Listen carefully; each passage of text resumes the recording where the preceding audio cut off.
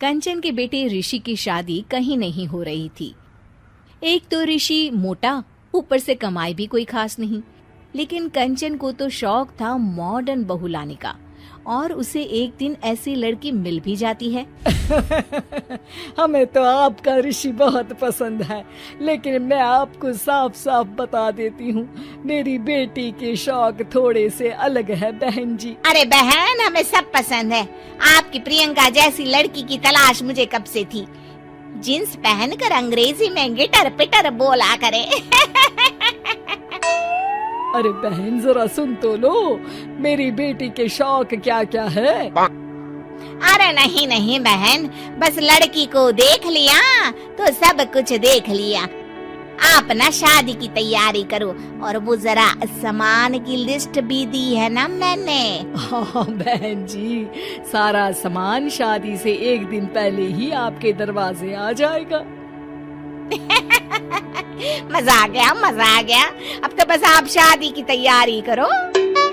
प्रियंका के माता पिता के जाने के बाद कंचन का पति उससे कहता है, अरे भाग्यवान, तुम तो कुछ ज्यादा ही जल्दी दिखा रही थी शादी की।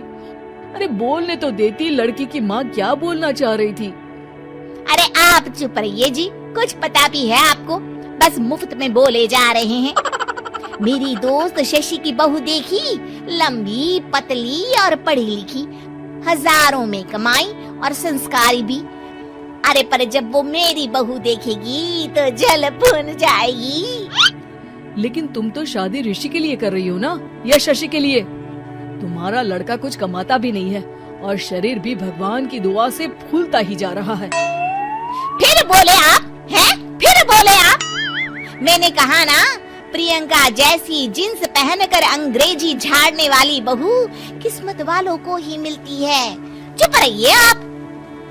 पति के लाख कहने पर भी कंचन ऋषि की शादी प्रियंका से करवा देती है। लेकिन प्रियंका जैसे ही घर में आती है, वैसे ही जोर जोर से चिल्लाकर नाचने लगती है। आज मेरे यार की शादी है, आज मेरे यार की शादी है, अरे नाचो मां नाचो।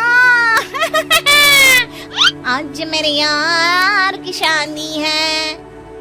कंचन, उसका पति और ऋषि ये देखकर हैरान रह जाते हैं। लग रहा है बहू को शादी की बड़ी खुशी है। हाँ हाँ, बहू क्यों नहीं, हम भी नाचेंगे। अरे नाचो नाचो जी, मुंह क्या देख रहे हो, चलो चलो नाचो, बहू कह रही है।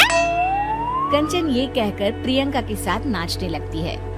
ऋषि और उसके पिता वहाँ से चले जाते हैं। अगले दिन कंचन अपनी सहेलियों को प्रियंका से मिलवाने के लिए घर बुलाती है, जहाँ शशि भी आती है। अरे शशि, कैसी हो? मैं ना तुम्हें प्रियंका से मिलवाती हूँ। अरे सच में बहुत ही एडवांस सोच की लड़की है, कितने मॉडर्न ख्यालात है उसके, पता है तुम्हें? अरे हाँ कंचन, जरूर। बच्चों की शादी अच्छी ही होनी चाहिए, और वैसे भी तुझे तो शुरू से ही ऊंचे ख्याल की बहू चाहिए थी। तभी कंचन की सहेली कहती है, अरे कंचन बुलाओ ना प्रियंका को, हम भी मिल ले। अरे बहू प्रियंका, जरा बाहर तो आना। कई बार आवाज देने के बाद भी प्रियंका बाहर नहीं आती है, तो कंचन को बुरा लग जाता है। वो उसे लेकर बाहर आती है, लेकिन ये क्या, प्रियंका लड़खड़ाती हुई बाहर आती है और उसके हाथ में शराब की बोतल होती है। हालांकि शराब पीना स्वास्थ्य के लिए हानिकारक होता है और ये हमारी किडनी के लिए बहुत ही खतरनाक है, लेकिन कंचन की बहू प्रियंका पूरे नशे में होती है। अरे इतने सारे लोग। ये कहकर वो शशि के पास जाती है। आंटी जी, पत्ते खेलेंगी, पत्ते। अरे दूर हो, दूर हो, तुम्हारे मुंह से तो शराब की बदबू आ रही है। अरे कंचन, माना तुम्हें मॉडर्न बहू चाहिए, लेकिन आधुनिकता का मतलब ये तो नहीं ना।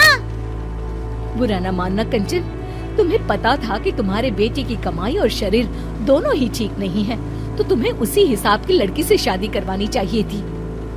ऐसा कहकर सभी औरतें वहाँ से चली जाती है। तभी प्रियंका की माँ कंचन के घर आती है। अरे बहन जी, बड़ी चालाक निकली आप तो।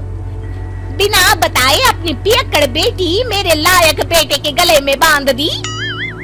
आय हाय, बड़ी आई बिना बताए। उस दिन जब मैं ये बात बता रही थी तो तुम तो सुनने को भी तैयार नहीं थी। अब भुगतो तुम। ये कहकर वो वहाँ से वापस चली जाती है। सबके जाने के बाद कंचन अपना सर पकड़ लेती है।